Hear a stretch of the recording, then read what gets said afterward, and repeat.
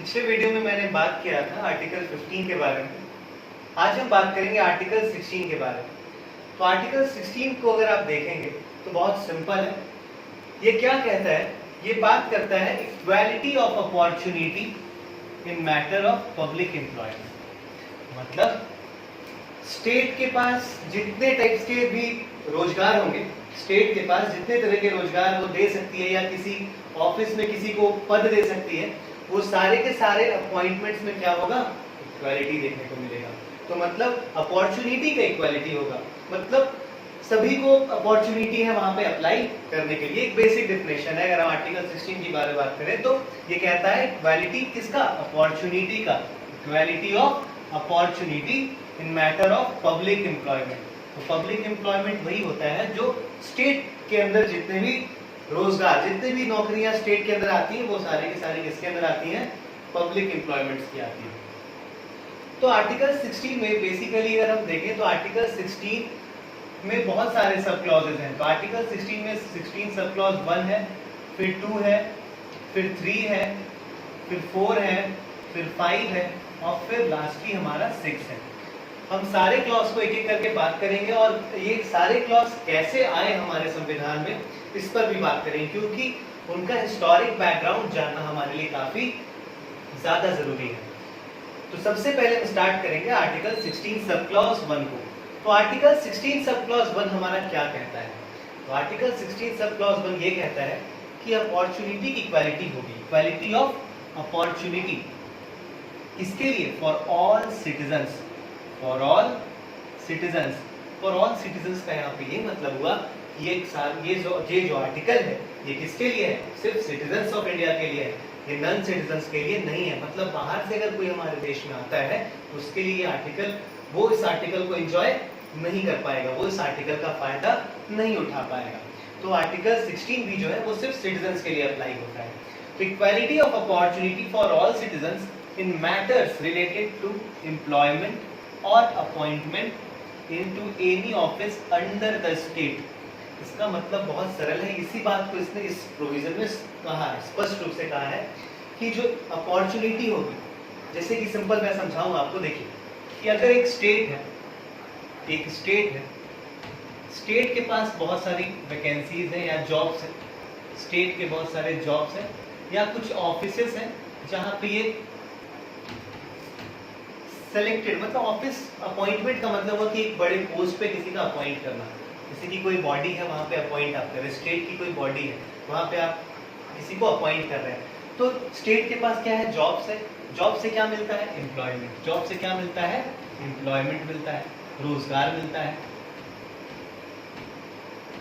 तो article 16 sub clause 1 ये कहता है कि ये अपॉर्चुनिटी को क्या करेगा? अपॉर्चुनिटी में आपको इक्वालिटी प्रोवाइड करेगा। किसको प्रोवाइड करेगा? उन सारे सिटीजन्स को प्रोवाइड करेगा। किन मैटर से रिलेटेड? तो एम्प्लॉयमेंट और अपॉइंटमेंट से रिलेटेड। बहुत सिंपल सा बात है। अपॉइंटमेंट और एम्प्लॉयमेंट से रिलेटेड सभी को इक्वालिटी ऑफ अपॉर्चुनिटी प्रोवाइड की जाएगी। किन्हें प्रोवाइड की जाएगी? तो सिटीजन्स को प्रोवाइड की जाएगी। और ये सारे के सारे जो एम्प्लॉयमेंट होंगे या ऑफिस में अपॉइंटमेंट होगा वो किसके अंडर में आना चाहिए? स्टेट के अंदर में आना चाहिए। मतलब अगर कोई प्राइवेट ऑर्गेनाइजेशन या प्राइवेट कोई कंपनी है तो वहां पे ये बात नहीं होगी। फिलहाल ये जो प्रोविजन कहता है उसके अकॉर्डिंग मैं आपको बता रहा हूँ। ये आर्टिकल 16 सब क्लॉज 1 ये मेरा बात कहता है। 16 सब क्लॉज 2 बेसिकली इसी आर्टिकल को थोड़ा और इलैबोरेट करता है। इसी आर्टिकल को ये क्या करता है? थोड़ा और डिटेल में बताता है कि no citizens shall on ground only of religion, race, caste, sex, place of birth and descent और residence, ये सारे ग्राउंड्स पे आप किसी भी सिटीजन्स को डिस्क्रिमिनेट नहीं कर सकते हैं। किस मैटर पे? एम्प्लॉयमेंट पे या अपॉइंटमेंट पे। बस ये यही कहता है। अब ध्यान देने वाली बात ये है कि यहाँ पे जो ग्राउंड्स हैं वो कितने ग्राउंड्स हैं यहाँ पे हमारे? तो रिलीजन मेरा एक ग्राउंड हो गया, रेस मेरा दूसरा ग्राउंड हो गया, कास्ट तीसरा, सेक्स चौथा, प्लेस ऑफ बर्थ पांचवा, डिसेंट मतलब छठा और ये रेसिडेंस मतलब सातवां। डिसेंट का मतलब है कि वंशों से जो चली आ रही है उसके अकॉर्डिंग। डिसेंट का मतलब होता है कि वंश से जो किसी का चले आ रहा है, वंश के अकॉर्डिंग आप किसी को मतलब ये नहीं कर सकते हैं, डिस्क्रिमिनेट नहीं कर सकते हैं। जैसे कि सिंपल सा मतलब है कि मैं कहूँ कि मेरा ऑरिजिन जो है, मेरा जो ऑरिजिन रहा है वो किसी और देश से मैं आया हूँ, लेकिन मैं भारत में रहा हूँ, लेकिन मेरे जो पूर्वज थे वो किसी और देश से आए थे, लेकिन मैंने भारत की नागरिकता को हासिल कर लिया है। तो वो इस ग्राउंड पे ये नहीं डिस्क्रिमिनेट कर देंगे मुझे कि तुम किसी और देश से आए थे, फिर बाद में तुम्हारे पूर्वज यहाँ पर आकर बसे, तो लेकिन तुम हो तो नहीं भारतीय, तो वो इस ग्राउंड पे मुझे डिस्क्रिमिनेट नहीं करती। ये डिसेंट होता है, इसका मतलब डिसेंट होता है। रेसिडेंस, आवास। अब ध्यान से देखिए, यहाँ पे कितने ग्राउंड्स हैं? 7 ग्राउंड्स हैं, और आर्टिकल 15 में मैंने कल आपको बताया था वहां कितने ग्राउंड्स थे? 5 ग्राउंड थे। तो क्वेश्चन कभी कभी कंफ्यूजन देने के लिए बोल देता है कि ये सारे ग्राउंड्स आपको ऑप्शन में दे देगा, इसमें से कोई भी 4 ऑप्शन में दे देंगे और बोलेंगे चारों में से कौन से ग्राउंड्स आर्टिकल 15 में अप्लाई होते हैं, कौन से ग्राउंड्स आर्टिकल 16 में अप्लाई होते हैं। तो याद रखिएगा कि ये 5 ग्राउंड्स तो सेम है, जो आर्टिकल 15 में थे वो सेम है। 2 ग्राउंड्स यहाँ पे चेंज हो जाते हैं। एक कौन सा चेंज हो जाता है? ये मेरा एक डिसेंट चेंज हो जाता है, और एक मेरा रेसिडेंस चेंज हो जाता है। याद रखिएगा आर्टिकल 15 में अगर रेसिडेंस के को लेकर के कोई आर्टिकल 15 को चैलेंज करता है सुप्रीम कोर्ट में, तो वो वैलिड नहीं है। लेकिन अगर आर्टिकल 16 को कोई रेसिडेंस के बेसिस पे चैलेंज करता है, अगर कहता है कि मेरा रेसिडेंस से रिलेटेड आर्टिकल 16 मेरा वायलेट हुआ है, तो वो सुप्रीम कोर्ट में चैलेंज किया जा सकता है। तो इन ग्राउंड्स पे आप किसी भी सिटीजन्स को डिस्क्रिमिनेट नहीं कर सकते हैं। कहां पर? Public employments and appointment to any office. किसी भी रोजगार देने में, राज्य में किसी को भी कोई भी वैकेंसी आती है तो उसमें आप रोजगार देने में इन ग्राउंड्स पे आप उन्हें डिस्क्रिमिनेट नहीं कर सकते हैं, या फिर किसी पर्टिकुलर ऑफिस में किसी का अपॉइंटमेंट करना है तो इन ग्राउंड्स पे आप डिस्क्रिमिनेट नहीं कर सकते। इसका मतलब एक और चीज बहुत स्पष्ट होकर आता है कि इन ग्राउंड्स के अलावा अगर कोई और ग्राउंड है जहां पे कोई स्टेट या कोई सरकार डिस्क्रिमिनेट कर रही है किसी पर्टिकुलर सेक्शन ऑफ सोसाइटी को या इंडिविजुअल्स को, तो वो कर सकती है और वो आर्टिकल 16 का वायलेशन नहीं होगा। ये बेसिकली मेरा आर्टिकल 16 सब क्लॉज 1 कहता है और आर्टिकल 16 सब क्लॉज 2 कहता है। आप इसे नोट कर लीजिए, फिर मैं आपको बताऊंगा कि आर्टिकल 16 सब क्लॉज 3 क्या कहता है और 3 का इंपॉर्टेंस क्या है। आप पहले से नोट डाउन कर लीजिए। अब हम बात करेंगे आर्टिकल 16 सब क्लॉज 3 की बात करेंगे। तो आर्टिकल 16 सब क्लॉज 3 क्या कहता है, इस बात को समझते हैं। तो बेसिकली कहा जाता है कि आर्टिकल 16 सब क्लॉज 3 जो है वो एक्सेप्शन है आर्टिकल 16 सब क्लॉज 2 का। इसे क्या कहते हैं? एक्सेप्शन कह रहे हैं आर्टिकल 16 सब क्लॉज 2 का। तो ऐसा क्यों कहते हैं, इसको समझिए। और एक्सेप्शन अगर कह रहे हैं तो यानी कि इसका मतलब है कि आर्टिकल 16 सब क्लॉज 2 के जो लैंग्वेज है उसको कहीं ना कहीं ये वायलेट कर रहा होगा। तो ये कहता है, बेसिकली ये प्रोवाइड क्या करता है मैं बताता हूं। तो ये रिजर्वेशन प्रोवाइड करता है on the basis of residence. अभी आपने आर्टिकल 16 सब क्लॉज 2 में देखा था कि रिजर्वेशन एक ग्राउंड था जहां पे हम इक्वालिटी ऑफ अपॉर्चुनिटी में किसी को डिस्क्रिमिनेट नहीं कर सकते थे। लेकिन आर्टिकल 16 सब क्लॉज 3 क्या कर रहा है? रेसिडेंस को बेसिस बनाकर रिजर्वेशन प्रोवाइड कर रहा है। तो आखिरकार ऐसा करने की जरूरत क्या पड़ी, ऐसा प्रोविजन डालने की जरूरत क्या पड़ी कि एक तरफ आप आर्टिकल 16 सब क्लॉज 2 में कह रहे हैं कि रेसिडेंस के बेसिस पे आप किसी को डिस्क्रिमिनेट नहीं कर सकेंगे, और एक तरफ आप कह रहे हैं कि रेसिडेंस के बेसिस पे आप रिजर्वेशन प्रोवाइड करेंगे। तो ऐसा इसलिए हुआ कि हमारे कंट्री में ऐसा बहुत सारा एरिया है, बहुत सारे स्टेट्स हैं, उनमें बहुत सारा एरिया ऐसा है जो बहुत पिछड़ा है, बहुत ज्यादा पिछड़ा है। मतलब वो जिस समय में अभी हम जी रहे हैं वो अभी प्रेजेंट डे में वो बहुत 60-70 साल पीछे है अभी भी। जैसे कि अगर मैं एग्जांपल के बारे में बात करूं तो छत्तीसगढ़ का बस्तर रीजन हो गया, दंतेवाड़ा रीजन हो गया, जम्मू एंड कश्मीर का अगर मैं बात करूं अनंतनाग रीजन, ये सारे रीजन क्या है? बहुत ही पिछड़े रीजन है, यहाँ डेवलपमेंट है ही नहीं। तो सरकार ने कहा कि ऐसे रीजन्स जहां पे डेवलपमेंट का जो पेस है, डेवलपमेंट का जो स्पीड है वो काफी स्लो है, मतलब स्लो क्या मतलब बिल्कुल नेगेटिव में है स्पीड, तो उस पर्टिकुलर रीजन के लिए वहां के लोगों के अपलिफ्टमेंट के लिए आप उन्हें एम्प्लॉयमेंट्स में और अपॉइंटमेंट में in office, employment in public office and appointment in office में क्या कर सकते हैं? रिजर्वेशन प्रोवाइड कर सकते हैं। किस बेसिस पे? रेसिडेंस के बेसिस पे। किस बेसिस पे? रेसिडेंस के बेसिस पे, ताकि क्या हो सके? वो सारे एरियाज का जो डेवलपमेंट हो सके वो कैसा हो सके? स्पीडी डेवलपमेंट हो सके, उनका डेवलपमेंट में क्या आ सके? तेजी आ सके। इसलिए इस प्रोविजंस को डाला गया है। तो क्या ये जो प्रोविजन है, अब जैसे कि मान लीजिए कि छत्तीसगढ़ का 2 रीजन है, बस्तर रीजन हो गया और दंतेवाड़ा रीजन हो गया, ये काफी पिछड़ा रीजन है। तो क्या स्टेट की जो गवर्नमेंट है, जो छत्तीसगढ़ में जो स्टेट गवर्नमेंट है, क्या उसके पास पावर है कि वो ये रिजर्वेशन प्रोवाइड करेगी? नहीं, ये पावर किसके पास है? पार्लियामेंट के पास, संसद के पास ये पावर है कि संसद कोई ऐसा कानून लाएगी या एक्ट के थ्रू लाएगी जो बताएगी कि हाँ, छत्तीसगढ़ का ये पर्टिकुलर रीजन में हम इतना रिजर्वेशन प्रोवाइड करते हैं पब्लिक एम्प्लॉयमेंट में। तो ये काम सिर्फ कौन करेगी? ये जो रिजर्वेशन मिल रहा है आर्टिकल 16 सब क्लॉज 3 में, ये रिजर्वेशन कौन प्रोवाइड करता है? पार्लियामेंट प्रोवाइड करता है, पार्लियामेंट ओनली। तो कभी कभी क्या होता है, क्वेश्चंस में स्टेटमेंट आ जाता है कि जो reservation on the basis of residence जो प्रोवाइड किया जाता है, आवास के बेसिस पे जो रिजर्वेशन आरक्षण जो प्रोवाइड किया जाता है कुछ स्टेट्स में, कुछ पिछड़े वर्गों में जो प्रोवाइड किया जाता है, वो रिजर्वेशन प्रोवाइड करने का पावर स्टेट लेजिस्लेचर के पास भी है और पार्लियामेंट के पास भी है। अगर ऐसा कोई स्टेटमेंट आता है तो ये गलत होगा। क्यों? क्योंकि ये पावर सिर्फ और सिर्फ संसद के पास है, स्टेट लेजिस्लेचर के पास कोई पावर नहीं है। तो ये ध्यान रखिएगा, एक तरह का ये चेक पॉइंट है यहाँ पे स्टेटमेंट वाले क्वेश्चंस के लिए। अब आर्टिकल 16 सब क्लॉज 3 को क्या कहा जाता है? एक बहुत ही फेमस फ्रेज से उसे डिनोट किया जाता है, son of the soil policies.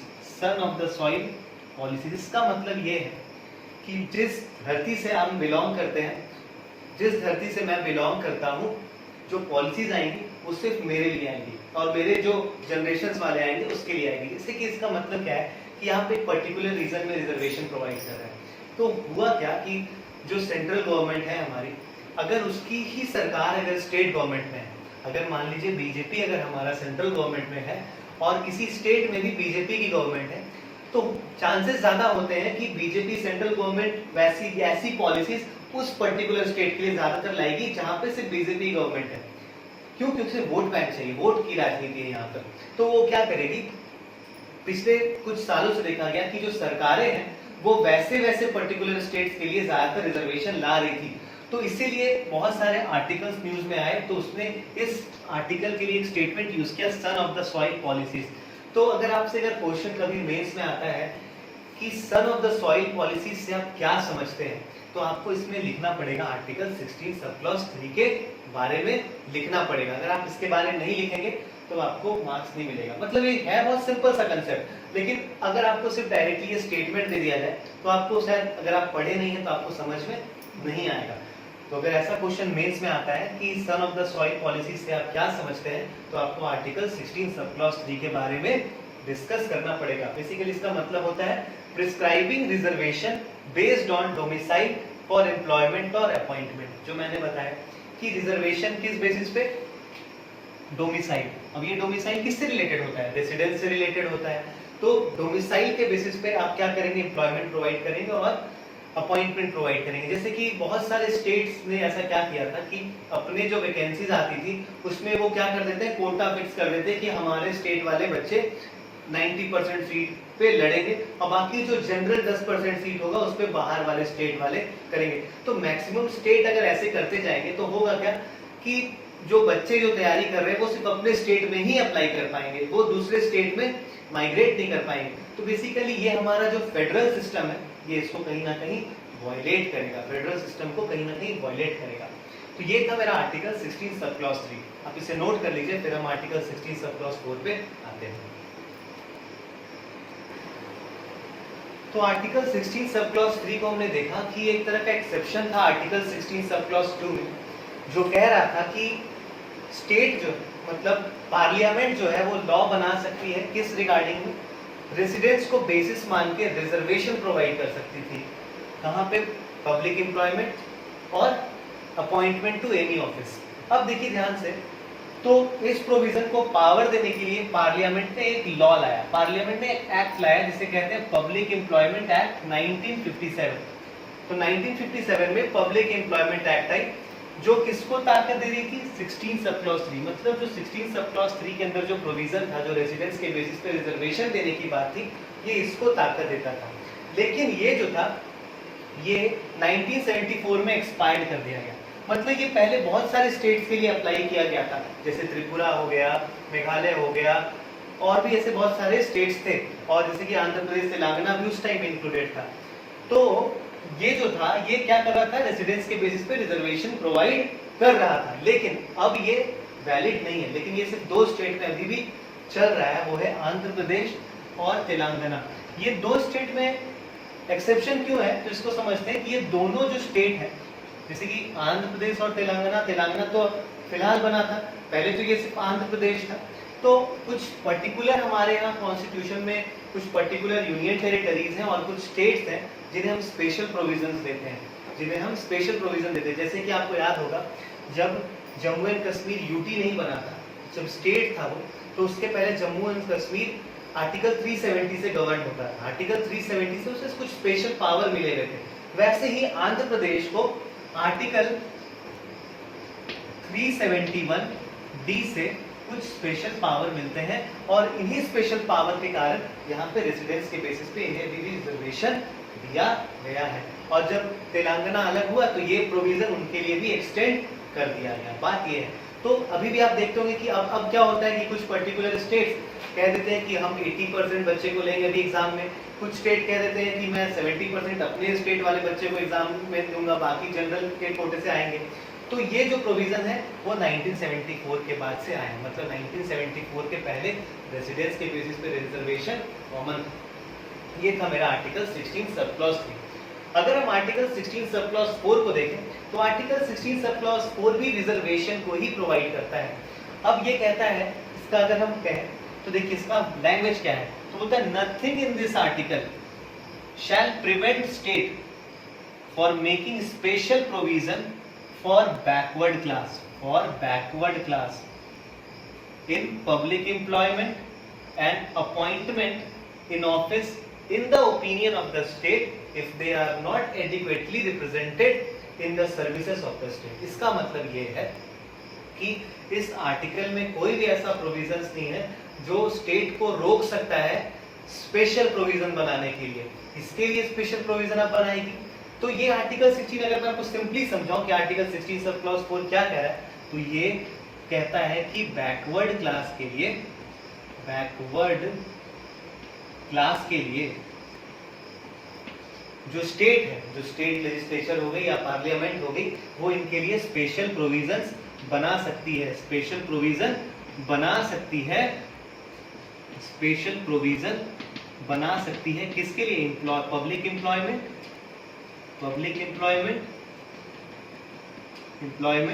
और अपॉइंटमेंट इन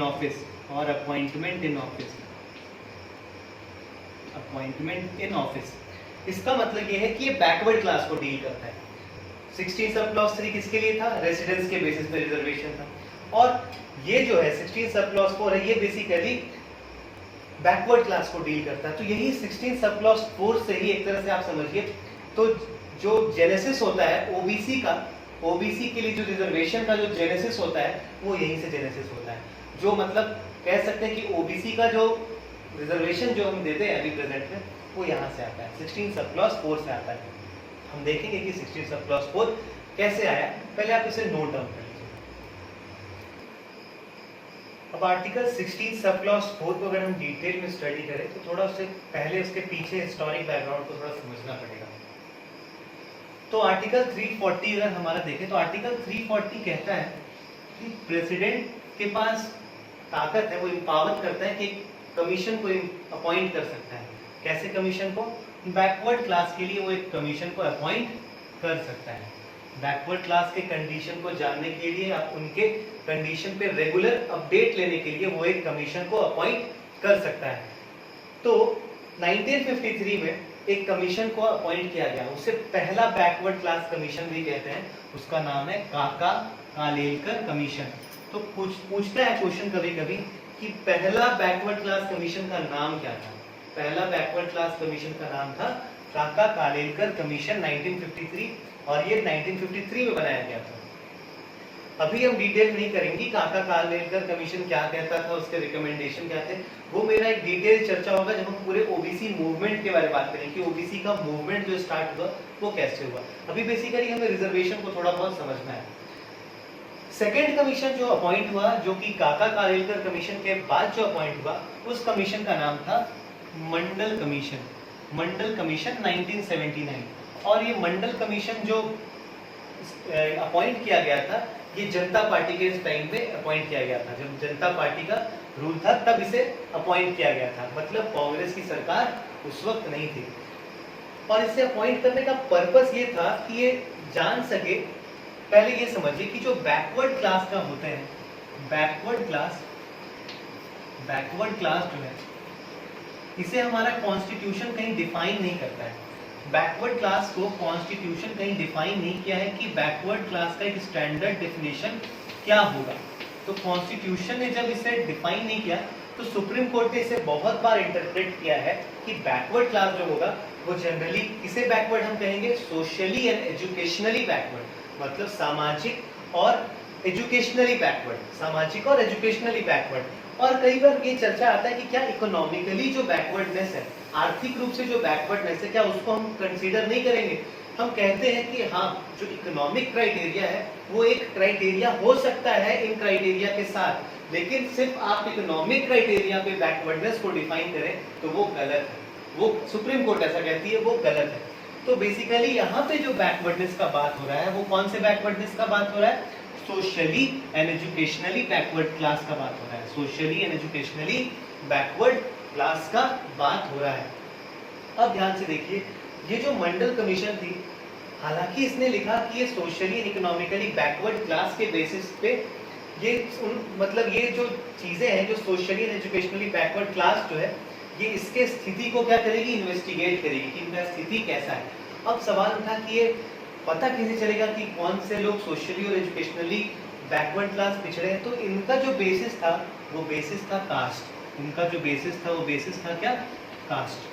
कास्ट के बेसिस पे इन्होंने socially and educationally backward class को डिफाइन किया। कास्ट इनका क्या था, बेसिस था socially and educationally backward class को। और इस बेसिस पे इन्होंने रिपोर्ट बनाई और रिपोर्ट को सबमिट किया इन्होंने 1980 में। अपने रिपोर्ट को सरकार के पास सबमिट किया। जो ये कमीशन बैठी थी उसने जो सारे स्थितियों को देखा, उससे जो सुझाव जो आए, वो सारे सुझाव और स्थितियों को इन्होंने एक रिपोर्ट में तैयार किया और उस रिपोर्ट को 1980 में सरकार को इन्होंने सबमिट किया। अब बात थी कि 1980 में जब ये सबमिट हो चुका था, तो रिजर्वेशन जो ओबीसी का आता है वो 1990 में आता है। तो आखिरकार ये 10 साल का गैप क्यों आया? आप बहुत सिंपल सा है, इसके लिए आपको थोड़ा लॉजिक समझना पड़ेगा कि ये जो मंडल कमीशन जो अपॉइंट हुआ था, ये जनता पार्टी के टाइम में अपॉइंट हुआ था। ये कब अपॉइंट हुआ था? जनता पार्टी। और जनता पार्टी कैसी थी? कांग्रेस का जो आइडियोलॉजी था उसके जस्ट अपोजिट आइडियोलॉजी में ये काम करती थी। और जो जवाहरलाल नेहरू थे, जो पहली जो कमेटी बैठी थी, काका कालेलकर कमेटी, तो उन्होंने बेसिकली कहा था कि जो बैकवर्ड क्लास है, इन्होंने इसे कभी कास्ट के बेसिस पे डिफरेंशिएट नहीं किया। वो उन्होंने कहा था कि ये कास्ट कोई क्राइटेरिया नहीं होना चाहिए बैकवर्ड क्लास को डिफाइन करने का। कास्ट कोई क्राइटेरिया नहीं होना चाहिए बैकवर्ड क्लास को डिफाइन करने का। उन्होंने कहा कि हाँ, इकोनॉमिकली जो वीकर सेक्शन है, जो गरीब है, वो बैकवर्ड क्लास के पार्ट हो सकते हैं, क्योंकि जवाहरलाल नेहरू एक सोशलिस्ट किस्म के इंसान थे। वो रशियन रिवॉल्यूशन से प्रेरित थे, तो वे लोग क्या चाहते थे, सोशलिस्ट प्रिंसिपल पे काम करते थे। तो उन्होंने कास्ट को कभी बेसिस नहीं माना। इसीलिए आप ध्यान दीजिएगा कि 1980 के बाद से 1990 तक सरकार किसकी थी? कांग्रेस की सरकार थी, इसलिए वो इम्प्लीमेंट नहीं हुआ। 1990 में जब वीपी सिंह की सरकार रही और जब कोलिशन गवर्नमेंट आया जनता पार्टी का, तब जो वीपी सिंह जो बने, तो उन्होंने मंडल कमीशन के रिपोर्ट को एक्सेप्ट किया और ओबीसी रिजर्वेशन को लाया। तो ये जो गैप आता है 10 साल का, ये इसलिए आता है। तो आप इसे नोट कर लीजिए, फिर मैं आपको आगे की कहानी बताता हूँ। आप इसे नोट कर लीजिए। अब अगर हम देखें, मैंने आपको बताया मंडल कमीशन के बारे में, तो मंडल कमीशन कब फॉर्म हुई थी? 1979 में फॉर्म हुई थी और 1980 में इसने रिपोर्ट को सबमिट किया और इसने आइडेंटिफाई किया कि 3743 कास्ट जो है वो सोशली एंड एजुकेशनली बैकवर्ड है। सोशली एंड एजुकेशनली क्या है? बैकवर्ड क्लास है। और ये इतने सारे जो कास्ट है, ये हमारे देश के पॉपुलेशन का 52% पार्ट को क्या करते हैं? कंस्टिट्यूट करते हैं। लेकिन इस 52% पार्ट में एससी एंड एसटी का पॉपुलेशन नहीं आता है। तो आप सोच सकते हैं कि ये कितना बड़ा एक तरह से पॉपुलेशन था। तो इसका इम्पोर्टेंस उस टाइम पे बहुत ज़्यादा हो गया था कि 52% अगर पॉपुलेशन से इतने सारे कास्ट बैकवर्ड क्लास जो है वो कंस्टिट्यूट करते हैं, वो भी SC ST उसके अलावा है, तो इसका कहीं ना कहीं बहुत ज़्यादा वेटेज था। तो इन्होंने क्या कहा, इन्होंने कहा कि जो ये कमीशन थी उसने रिकमेंड किया कि इन्हें कितने परसेंट रिजर्वेशन देना चाहिए, 27% रिजर्वेशन देना चाहिए। और क्योंकि 1990 में सरकार किसकी थी, VP सिंह की सरकार थी, तो वो भी जनता पार्टी से थे, और ये कमीशन बनाया था, जब कमीशन का सेटअप हुआ था तो वो भी जनता पार्टी के टाइम पे हुई थी, तो इसको क्या किया गया, इम्प्लीमेंट कर दिया गया और 27% रिजर्वेशन हमें वहां से OBC को मिलने लगा। अब इसके बाद जब 1991 में जब सरकार PV नरसिम्हा राव की जब सरकार आई, तो PV नरसिम्हा राव ने क्या किया, PV नरसिम्हा राव ने क्या किया, दो चीज की। PV नरसिम्हा राव ने दो चीजें की। इन्होंने कहा कि ये जो OBC को जो कास्ट, OBC जो क्लास को आप 27% रिजर्वेशन दे रहे हैं, इसमें भी आप प्रायोरिटी किसे दीजिए, वीकर सेक्शन को। मतलब OBC में भी जो सबसे नीचे तबके वाले हैं, आप उन्हें प्रायोरिटी दीजिए। और इसने क्या कहा कि 10% रिजर्वेशन जो होगा अलग से हम देंगे, 10% रिजर्वेशन हम अलग से देंगे। किन्हें देंगे, इकोनॉमिकली वीकर सेक्शन को देंगे, इकोनॉमिकली वीकर सेक्शन को देंगे। लेकिन क्या ये इकोनॉमिकली वीकर सेक्शन सभी के लिए अप्लाई थे, नहीं। तो ये economically weaker section of upper caste, higher cast.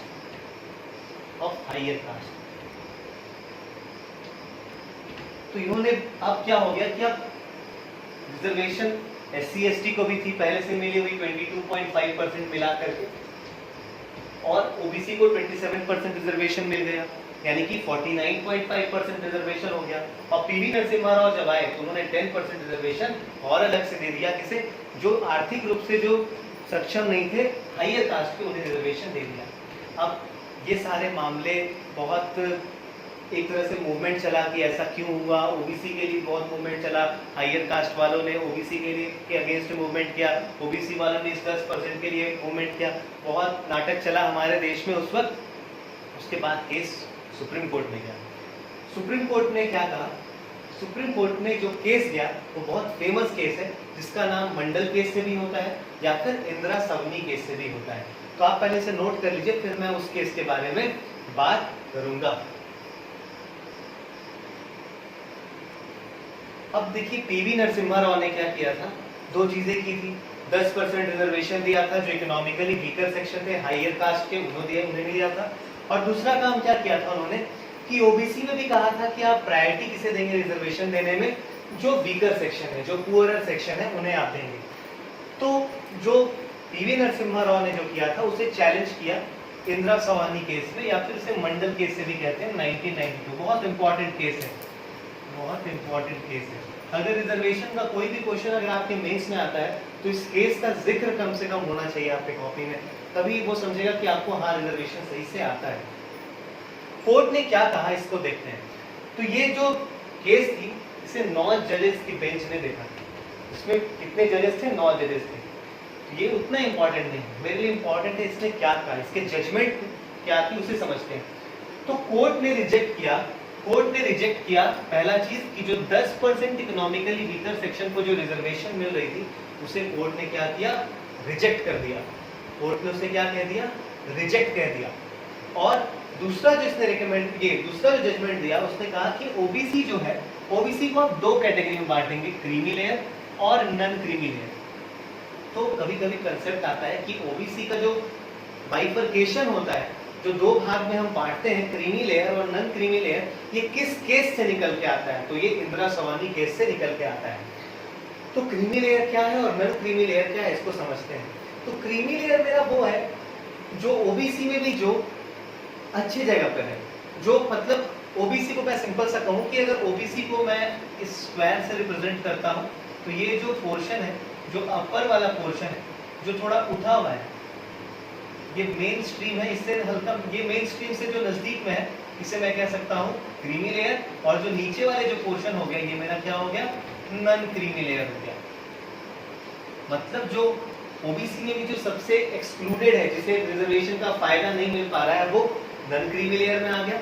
और क्रीमी लेयर जो जिसे कभी ना कभी रिजर्वेशन का फायदा लिया है, और भी कंडीशंस होते हैं जो डिफाइन करते हैं क्रीमी लेयर को, ये चीज होती है हमारे।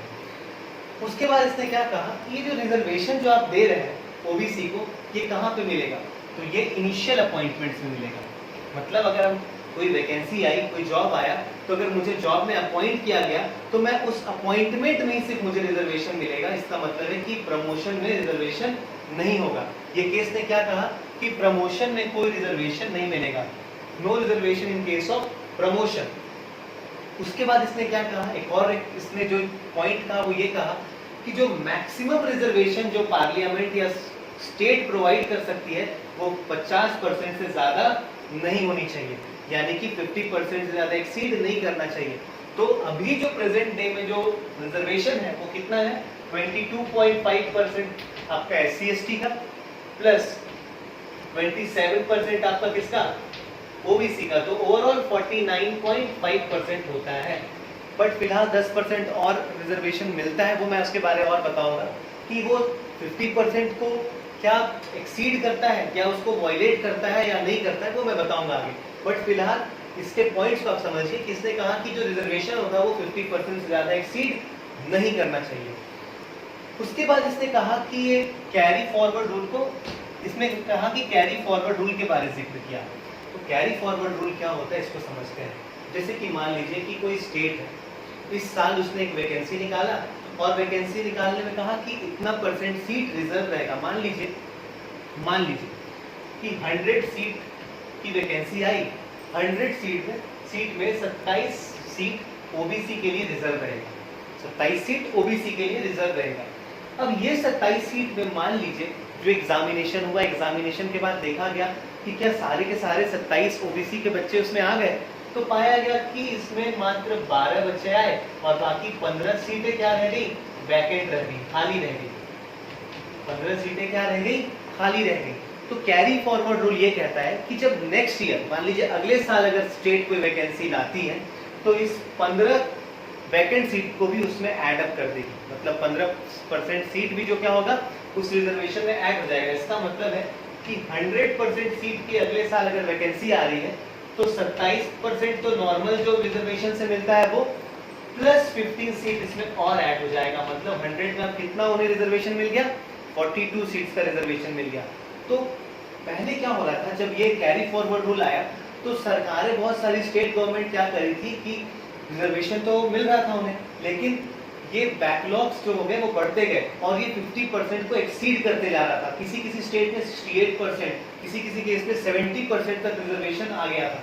तो कहीं ना कहीं वो जो जनरल कोटे के बच्चे थे उनके मतलब अधिकार था वो हनन हो रहा था। तो सुप्रीम कोर्ट ने कहा कि ये जो कैरी फॉरवर्ड रूल है ये 50% से ज्यादा एक्सीड नहीं करना चाहिए। ये अभी भी एप्लीकेबल होगा, लेकिन ये 50% से ज्यादा एक्सीड नहीं करना चाहिए, 50% से ज्यादा एक्सीड नहीं करना चाहिए, ये इसने कहा। उसके बाद एक और जो इसने रिकमेंडेशन दिया वो ये दिया कि ये परमानेंट स्टैट्यूटरी बॉडी का स्टैब्लिशमेंट करेंगे। परमानेंट स्टैट्यूटरी बॉडी किसके लिए स्टैब्लिश करेंगे, जो अदर बैकवर्ड क्लास को देख सके, उसके बारे में निगरानी रख सके कि क्या इनका कंडीशन इंप्रूव हुआ है या नहीं हुआ, या कुछ और ऐसे क्लास हैं जिनका कंडीशन और खराब हो रहा है जिन्हें हम ओबीसी में डाल सकते हैं। इसके लिए ये रिकमेंडेशन दिया। परमानेंट स्टैट्यूटरी का मतलब ये होता है कि वो बॉडी परमानेंट है, उसे कोई अपने मन से हटा नहीं सकता है। और स्टैट्यूटरी का मतलब हो गया कि पार्लियामेंट जो होगी वो लॉ के थ्रू एक बॉडी का फॉर्मेशन करेगी, एक लॉ के थ्रू उस बॉडी का फॉर्मेशन करेगी। तो ये था हमारा मंडल केस और इंदिरा समानी केस। तो ये सारे जो केसेस आए, जो सुप्रीम कोर्ट ने एक तरह से जो जजमेंट में रिकमेंडेशन दिया, ये सरकार के पास गई, तो सरकार ने इसे अप्लाई किया। सरकार ने इसका कुछ पार्ट्स को क्या किया, अप्लाई किया, वो हम देखते हैं। और सरकार ने इसके अगेंस्ट में क्या किया वो भी हम देखेंगे। तो आप इसे नोट कर लीजिए, फिर हम आगे की बात करते हैं। तो जैसे कि हमने देखा था कि इंदिरा समानी की केस में उसने कहा था कि ओबीसी को आप दो कैटेगरी में बांटेंगे, क्रीमी लेयर और नॉन क्रीमी लेयर। तो गवर्नमेंट ने इस सुझाव को माना और इसके लिए एक कमेटी का गठन किया, जिस कमेटी का नाम था रामनंदन कमेटी।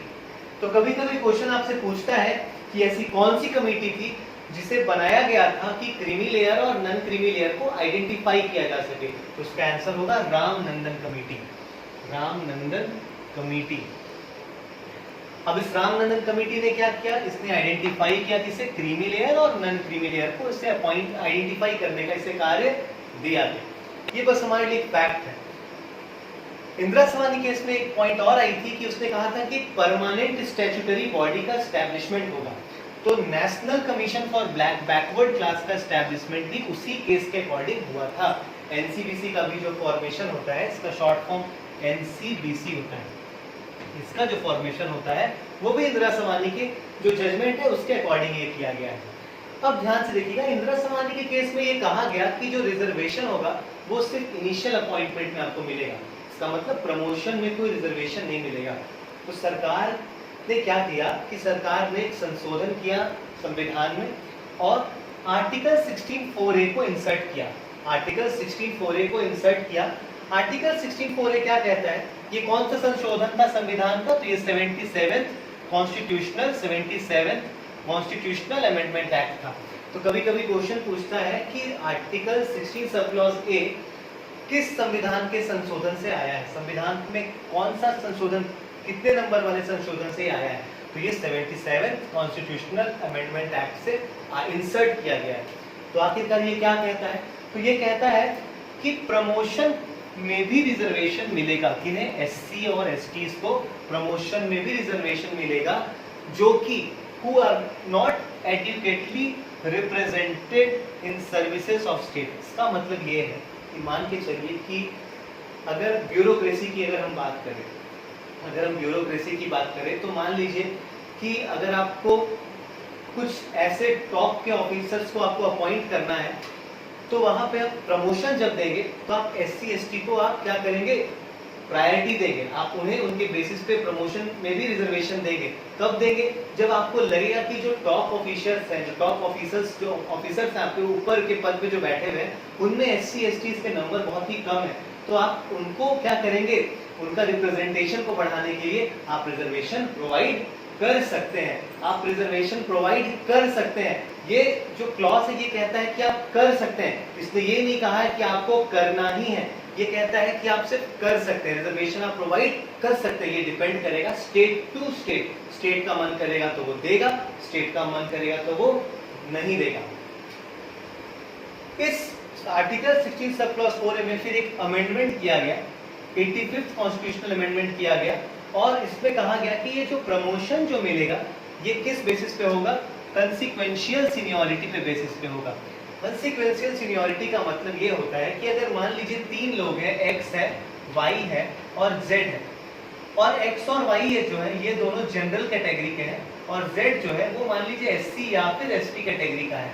तो जब इन तीनों की मान लीजिए कि एक ही समय पे अपॉइंटमेंट हुआ, किसी पद पे एक ही समय पे अपॉइंटमेंट हुआ, लेकिन जो जेड वाला था उसने रिजर्वेशन के बेसिस पे उसका अपॉइंटमेंट हुआ, उसने रिजर्वेशन का लाभ उठाया था अपॉइंटमेंट के टाइम पे।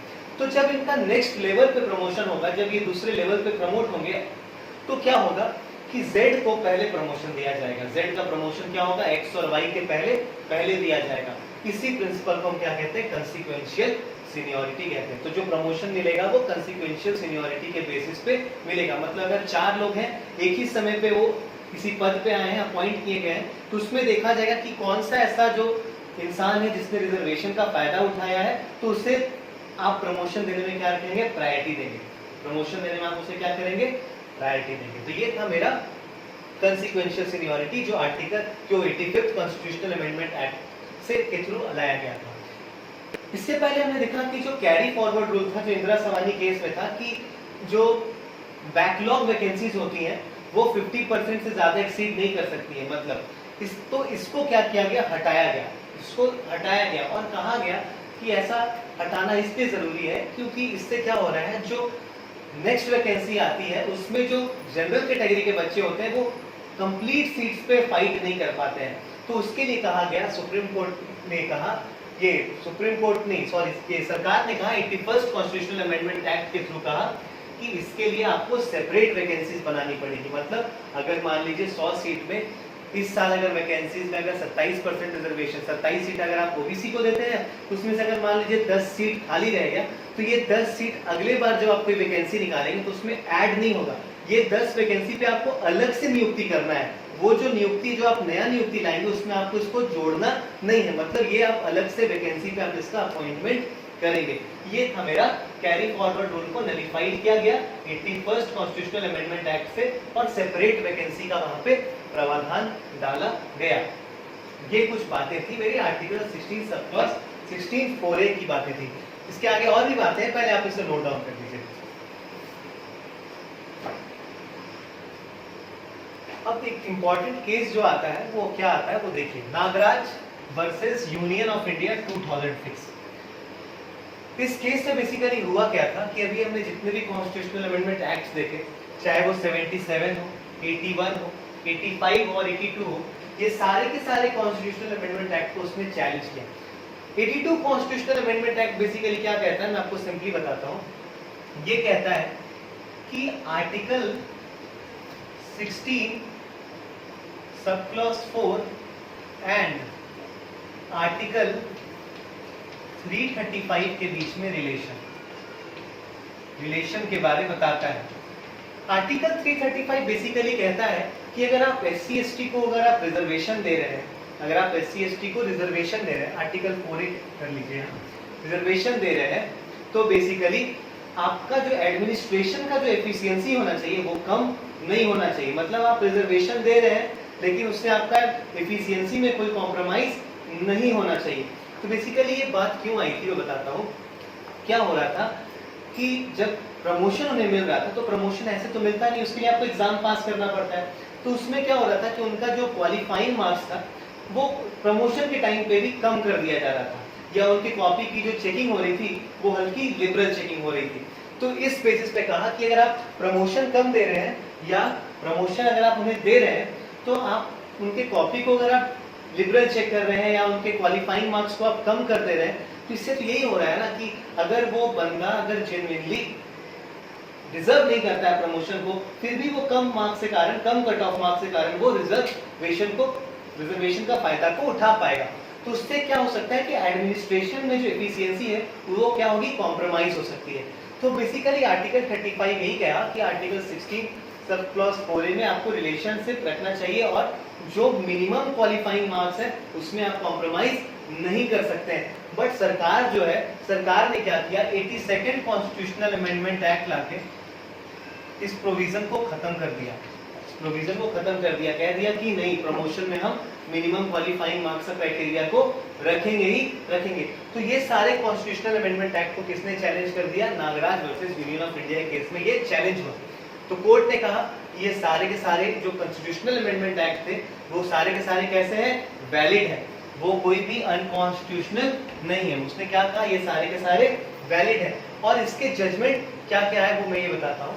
इसने ये बात कहा कि जो 16 4A है और 4B है, इसका दलील ये था, कॉन्स्टिट्यूशनल वैलिड होने का दलील ये था कि ये जो रिजर्वेशन प्रमोशन में मिल रहा है, और ये 4B basically carry forward rule को डील करता है, तो ये जो मिल रहा है रिजर्वेशन आपको, ये एक इनेबलिंग प्रोविजन है। इनेबलिंग प्रोविजन इसका मतलब है कि ये बात संविधान में लिख देने से डायरेक्टली SC ST को प्रमोशन में रिजर्वेशन नहीं मिल जाएगा।